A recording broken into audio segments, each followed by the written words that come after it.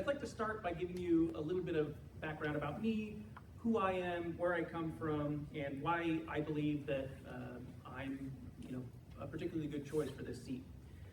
Especially at this time when, the future of the city of Spokane Valley is being decided, and we're growing so quickly. I like to tell people that I'm a recovering libertarian. I first got involved in politics at 18 when I was elected to the executive committee of the Libertarian Party of Washington State. At that age, I was really convinced that government should do as little as possible. Ideally, nothing at all, right? Except maybe build roads and deliver the mail on time. But over the past 20 years, I think I've grown up a little bit. I still hold tight to those same principles: fiscal responsibility, personal freedoms, and a healthy love for the free market. But I've also come to realize that government, especially local government,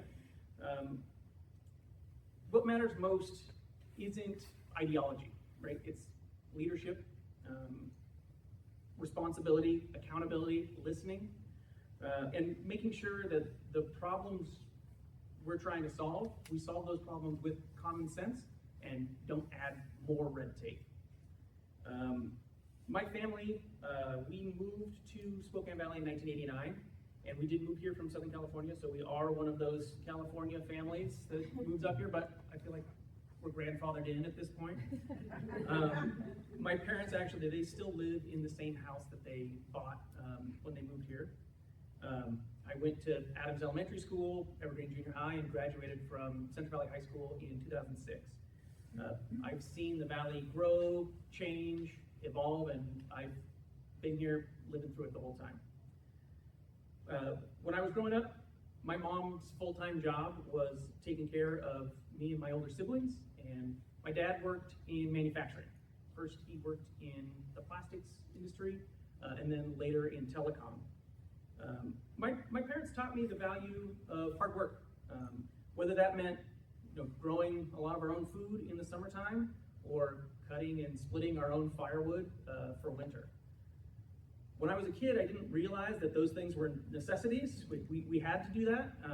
But as an adult, I still plant a garden every year, and I still think that splitting wood is one of the best workouts you can do, even if I don't do that as much as I would like nowadays. In high school, when I was in high school, my dad left the corporate world. He started his own business. He ran a saltwater aquarium store.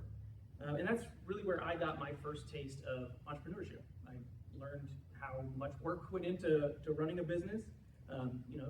Everything you had to do to keep the lights on, paying taxes, keeping inventory, right? And then still trying to have a life on the side of that. But that small business experience really stuck with me. Taught me responsibility, taught me discipline, and how to handle situations that get tough without totally falling apart. After I graduated high school, I moved to Las Vegas. I was a legal assistant in Las Vegas at a law firm down there for a few years, and I loved the desert. Las Vegas was an awesome place, but I love Spokane Valley more, so I moved back here after a couple of years. And moving back up here, I started my career as a machinist. I was a machinist for about 10 years at some local machine shops. It's where I met my wife. And I learned to work with precision tools, and I really developed a deep respect for the skilled trades. Also during that time, I went back to school, started going to college part-time, and eventually earned my bachelor's in software development, which worked great for me. That opened a door and let me transition into a career in software engineering.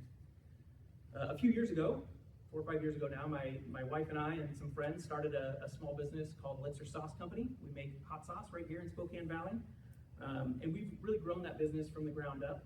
In fact, we, last year, were able to hire one of my older brothers, which was awesome. And lucky for us, he happens to be the best salesman I've ever met. So that was a great boon for us. When I started that company, I decided I was going to go back to school again, earn my MBA, and I did that really to try and help my company grow and scale more effectively. So in addition to running a small business, I also manage a small team of software engineers for a local security company, which means I've worn a lot of hats over the last few years. I was a machinist, small business owner, manager, engineer, and every one of those roles really gave me a different perspective on how local government impacts our lives every day. And I think one of the main things that I've learned in my years here is that government shouldn't be flashy. Government should be reliable, right? It should protect public safety, invest wisely in infrastructure, and support a healthy business environment. And it has to do all those things while getting out of the way and letting people live their lives. I'm running for city council because I want to bring a level-headed, collaborative approach to local government. I'm not interested in partisan politics or political games. I'm interested in results. I want to work with people that I disagree with. I always have believed in assuming the best intent in others because I think that's how you come up with policies that stick. In my mind, finding the middle ground is really exactly how government is supposed to work. I think that's how you create real policies for real people, and not just headlines. And if I'm being honest, I think that's really something that sets me apart as a candidate. I lived in Spokane Valley for over 30 years. My family's here, my business is here, and really my whole life is here. It's not just where I vote, it's where I shovel snow, it's where I buy groceries, and it's home. I really do love it here. So here's my commitment to all of you. If I get elected, I'll bring hard work, humility, and hometown knowledge to the council. I'll keep Spokane Valley safe. I'll support law enforcement, grow housing options that make sense to our community, and ensure that the council's being responsible stewards of your tax dollars. But most of all, I'll bring a mindset of service and not status. So thank you all again for letting me come here and speak with you. I would be truly honored to have your support and your vote for Spokane Valley City Council position number 1. Thanks again.